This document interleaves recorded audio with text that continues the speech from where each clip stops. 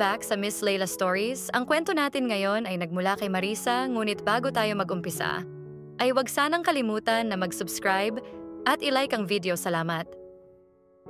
Hello Miss Layla, maraming salamat dahil nabigyan ako ng pagkakataon na ma-share ang story ko. Nangyari ito 2 years ago at hanggang ngayon ay naguguluhan pa rin ako sa tuwing sumasagi ito sa isipan ko dahil sa pagkakasalang nagawa ko sa aking husband. Siya nga pala Miss Layla. Ako nga pala si Marisa, hindi ko tunay na pangalan. 25 taong gulang na ako at may isang anak. Ang asawa ko naman ay seaman at palagi siyang nasa malayo. Nakabili kami ng bahay ng mister ko dito din sa village, malapit lang din sa bahay ng aking mga magulang, ilang kanto lang ang pagitan mula sa bahay namin. Kahit masasabing nasa maayos ang buhay namin dahil maganda ang kinikita, ng asawa ko ay mas ginusto ko pa rin na magpagawa ng sari-sari store sa harapan ng bahay namin. Gusto ko rin kasi yung may pinagkakaabalahan ako habang nasa bahay lang at nung dalaga pa man ako ay mahilig na akong magtinda-tinda, kagaya ng mga pabango, lotion at whitening soap. Dadalawa lang kami ng anak ko dito sa bahay sa tuwing nasa barko ang asawa ko, Miss Layla.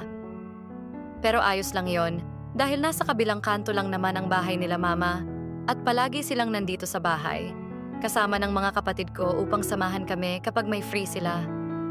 Minsan kasama nila si Papa na pumupunta dito sa bahay kapag wala siyang biyahe. Driver kasi ng bus ang Papa ko, Miss Layla, at palagi din siyang wala sa bahay nila. Mayroon akong 2 nakakabatang kapatid na nag-aaral pa at sila yung mga kasakasama nila mama sa bahay nila. Hindi naman sa pagbubuhat ng bangko. Miss Layla, marami ang nagsasabi na maganda daw ako. Siguro nga kasi marami ang nanligaw sa akin noon. Kahit nga ngayon may mga lalaking nagpaparamdam pa rin sa akin kahit may asawa na ako at anak. Yung kunwaring bibili sila sa tindahan ko, ngunit may iba pala silang pakay. Hindi na bago sa akin yun, hindi ko na lang sila pinapansin. Ang gusto ko lang naman ay magkaroon ako ng mga customers sa tindahan ko, saka hindi ako papatol sa kahit na sinong lalaki, dahil may asawa na ako at anak. Isang araw, katatapos ko lang noon na magluto ng dinner namin ng anak ko nang mapansin ko na nawawala ang alaga namin na aso. Hinanap ko sa loob ng bahay, ngunit hindi ko talaga ito makita. Paglabas ko ay nakita ko yung gate namin na hindi nakasarado ng maayos. Nakalimutan ko pala itong isarado ng maayos, kaya malakas ang kutob ko na lumabas ito. Mananagot ako sa asawa ko kapag mawala yung aso na yon, dahil siya ang bumili nun at mamahalin pa naman yon. Lumabas na lang ako upang hanapin ito dahil magdidilim na mabuti na lang at natutulog pa ang anak ko, kaya iniwanan ko muna sa bahay. Nagpunta ako sa bahay nila mama upang magpatulong sa mga kapatid ko sa paghahanap sa nawawalang aso namin, ngunit hindi talaga namin ito makita kahit inikot na namin ang mga kalsada malapit sa bahay. Naisip ko na baka nagising na ang anak ko kaya nagdesisyon na lang ako na umuwi. Baka kasi iyak iyon kapag magising na hindi niya ako makita. Habang naglalakad ako patungo sa bahay ay nakasalubong ko si Marlon. "Saan ang punta mo, ate?" tanong niya sa akin. Hinahanap ko yung aso namin nakalabas kasi sa gate ng bahay. Sagot ko naman, "Ano bang itsura nun?" Muling tanong niya. "Kulay white siya na maliit." Muling sagot ko naman. "Sige ate, kapag makita ko ihahatid ko na lang sa bahay ninyo." Wika niya ulit at nagpasalamat na lang ako at saka ako tumuloy sa bahay. Lagot talaga ako sa asawa ko kapag hindi ko yun mahanap. Si Marlon pala ay tambay lang dito sa aming lugar, Miss Layla, at sa tansya ko ay nasa 18 o 19 na ang kanyang edad. Hindi sila orihinal na taga dito sa amin, siguro ay nasa 5 taon pa lang sila mula nung lumipat ang kanyang pamilya dito sa lugar namin. Minsan ay bumibili sila sa tindahan ko ng alak kasama ang mga barkada niya. Ang pagkakaalam ko nga ay laging nasasangkot sa gulo ang mga barkada ni Marlon sa tuwing nalalasing sila at palagi silang napapatawag sa barangay. Pagkadating ko sa bahay namin ay nagising na pala ang anak ko, mabuti na lang at hindi ito umiyak.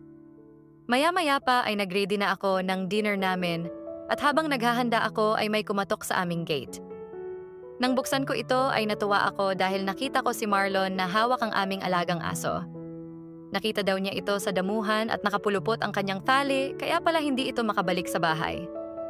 Laking pasalamat ko kay Marlon, Miss Layla, dahil sa tuwa ko ay binigyan ko siya ng reward na pera. Ngunit hindi niya ito tinanggap, sabi niya. Maliit lang daw na bagay iyon, hindi ko alam kung nahihiya lang siya, kaya pinipilit ko ito na tanggapin niya, ngunit ayaw talaga. Hanggang sa nagpaalam na lamang siya na aalis, ngunit bago pa man siya makatalikod, ay inalok ko na lamang siya na kumain. Para kahit papano naman ay makabawi din ako sa kanya. Ayaw pa niya sana, Miss Leila, ngunit sabi ko sa kanya, magagalit na talaga ako kapag tumanggi pa siya sa alok ko. Kaya ayun, pumayag din siya kalaunan. Pinapasok ko siya sa bahay, Miss Leila, sabi ko umupo na siya, at kukuha lang ako ng plato niya. Maingat naman itong umupo at halatang nahihiya ito, pagkatapos namin na kumain ay nagpaalam na siyang uuwi. Dahil sa nangyaring iyon, Miss Leila, ay mas naging close kami ni Marlon sa tuwing bumibili siya sa bahay namin. Dati kasi hindi maganda yung pagkakakilala ko sa kanya dahil sa nababalitaan ko sa mga barkada niya. Lumipas pa ang mga araw, may mga panahon talaga na nahihirapan ako, lalo na kapag nauubusan ako ng paninda, hirap akong mamili ng paninda. Lalo na nung mag-aaral na yung anak ko ng daycare. Hindi ko rin maasahan minsan si mama na tumulong sa akin dahil inaasikaso din niya ang mga kapatid ko at bukod doon ay mayroon din siyang mga tanggap na tahiin sa bahay. Isang araw, halos ubos na ang mga paninda ko, problema ko kung paano ko kukunin yung mga paninda ko na in-order ko sa bayan. Kailangan ko pa kasi na ihatid at bantayan yung anak ko sa school dahil hindi pa siya pwedeng iwanan dahil maliit pa ito. Hanggang sa naisipan kong kausapin si Marlon na kung pwede ay siya na lang ang utusan ko na kukuha ng mga paninda ko sa bayan at babayaran ko na lang siya. Pumayag naman siya, Miss Leila, dahil wala naman daw siyang gagawin at saka mahihirapan din ako na buhatin ang mga yon dahil mabigat. Nagtuloy-tuloy ang ganon na setup namin, Miss Leila. Siya na lang palagi ang inuutusan kong mamimili ng paninda ko sa tuwing nauubos na ito. Naisip ko na mas maigi na rin yung ganon at para naman makatulong din ako kay Marlon dahil wala siyang trabaho. Hanggang sa naisipan kong siya na lang ang pagbabantayin ko sa tindahan ko sa tuwing sinasamahan ko sa school ang anak ko. Sinasarado ko kasi yung tindahan ko sa tuwing nasa school ako ng anak ko at dahil sa ayaw kong mawala ang mga customers ko, kaya naisipan ko na si Marlon na lang ang magbabantay. Ngunit bago kukunin si Marlon sa tindahan ay pinaalam ko muna sa asawa ko at pumayag naman siya.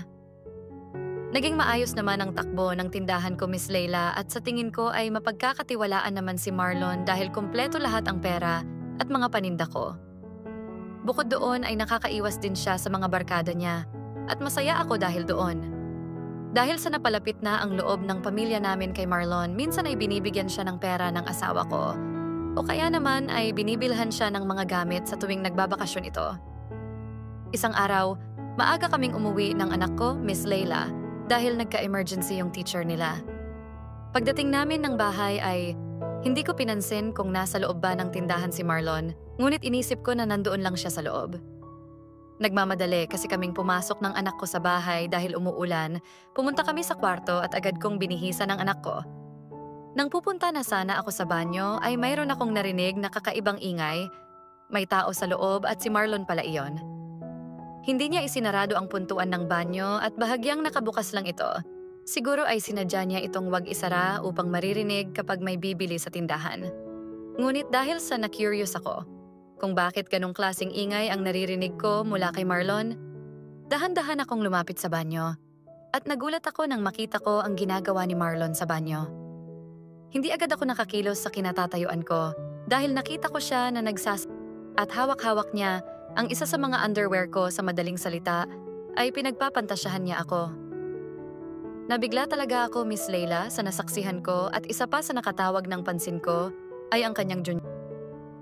Hindi ko akalain na mayroon palang itinatago na kalakihan ang binatang ito dahil halos kalahati lang ang sukat nito ng sa asawa ko. Hindi ko alam kung magagalit ba ako sa ginagawa ni Marlon, ngunit sa hindi ko maipaliwanag na dahilan mayroon din akong naramdaman sa sarili ko na kakaiba. Bakit ganon? Hindi ko siya magawang sawayin sa ginagawa niya at pakiramdam ko ay nagugustuhan ko ang eksena sa harapan ko.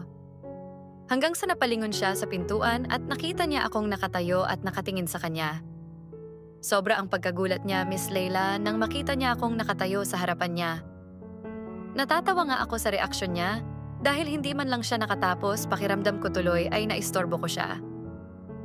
Sorry ate. Yan lang ang salita na narinig ko mula sa bibig niya. Ngunit hindi talaga maiwasan na mapagawi ang paningin ko sa dinadala niya dahil sobrang laki ito. Bitin ka ano? Sambit ko na lang sa kanya at yumuko na lang ito na walang imik habang hawak-hawak pa rin niya ang underwear ko. Hindi ko nga alam, Miss Leila, kung bakit iyon ang sinabi ko sa kanya. Dapat nga magagalit ako sa kanya. Bakit mo ginagawa yan? Marahang tanong ko sa kanya. Tumingin siya sa akin at nagsabi siya ng, matagal na kasi kitang pinagnasahan ate. Nang marinig ko yun sa kanya ay hindi ko maintindihan ang nararamdaman ko na parang may kakaiba sa sarili ko at parang proud pa ako sa aking sarili. Para bang may kulang at gusto kong masaksihan ang pagbuga ng bulkan. Hanggang sa nasabi ko na lang sa kanya ng, gusto mo tulungan kitang makatapos? Sambit ko sa kanya. Muli siyang tumingin at saka siya lumapit sa akin, hinawakan niya ang kamay ko, ay ipinahawak niya ang galit-galit niyang junyon. Dahil na rin sa pangungulila ko sa asawa ko, Miss Leila, hindi ko na napigilan pa ang sarili ko at nadala na rin ako nang mahawakan ko ang malaking junyon niya. Mahirap na rin palang iwasan kapag nasa ganitong sitwasyon na, marahan kong nilalaro ito. At bago pa man siyang labanan ay hinila niya ang kamay ko patungo sa salas at inihiga niya ako sa sofa. Mabilis kumilos si Marlon, Miss Leila. Dahil sa nawala na rin ako sa aking sarili, ay hinayaan ko na lamang siya na gawin ang gusto niyang gawin. Inalis niya ang lahat ng nakasagabal sa akin at saka siya nag-umpisa sa kanyang ritual. Sa kanya ko lang naranasan, Miss Leila, ang hindi ko pa nararanasan sa mister ko. Noong una ay nahirapan ako dahil sa sukat ng dinadala niya, ngunit naging maayos din ito at paulit-ulit niyang ginawa iyon na walang kapaguran. Hindi na siya umuwi ng araw na yon at ako naman ay naging sunod-sunuran na lang sa mga ginagawa niya at magdamag siyang nagpakasawa. Simula nang mangyari iyon, Miss Leila, ay dito na natutulog si Marlon sa bahay at gabi-gabi kaming nagpapakatawa. Ewan ko ba kung bakit hindi ako makatanggi sa tuwing gamitin na niya ako. Nang magbakasyon ng mister ko ay nagpaalam siya na magpakalayo-layo daw muna siya dahil hindi daw niya kayang makita na magkasama kami ng mister ko. Lumipas ang mga buwan. Miss Leila, wala nang paramdam si Marlon kahit na nakabalik na ang asawa ko sa barko. Hanggang sa isang araw ay nakatanggap ako ng message mula sa kanya. Humihingi siya ng tawad sa mga nagawa niya at nagsisi na daw siya. Sabi pa niya, mayroon na daw siyang asawa at nakahanap na daw siya ng maayos na trabaho. Nagpasalamat din siya sa mga tulong na naibigay ko sa kanya. Nang nabasa ko ang mga message niya, ay nakaramdam ako ng pagsisisi, Miss Leila. Napaiyak na lamang ako nang ma-realize ko ang mga kasalanan sa husband ko at labis ko itong pinagsisihan. Dahil doon, isinara ko muna ang tindahan ko sa bahay at nag-focus na lamang ako sa pag-aalaga sa anak ko. Hanggang dito na lang muna ang kwento ko, Miss Leila. At para naman sa mga manonood at mga subscriber sa channel mo, ay maraming salamat sa matiyagan ninyong pakikinig sa kwento ng aking buhay.